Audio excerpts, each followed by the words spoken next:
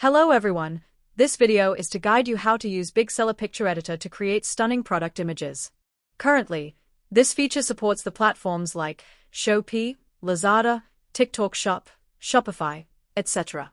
Now, let's learn how to use. For single edit, go to Product, Active or Draft page. Click Single Edit button. Click the Image Edit button. Then you can go to the Picture Editor page.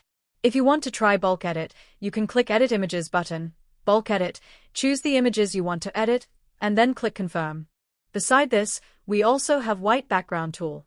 You can click Edit Images button, then click White Background Images. Inside the Picture Editor page, here are the key features: adjustment, crop, resize, erase, color correction, filters, measure. Drawing tools, add different kinds of shape lines. Text, customize text styles and enhance images with stylish borders. Frame, materials and watermarks, use ready-made materials and stickers, or add your own watermark.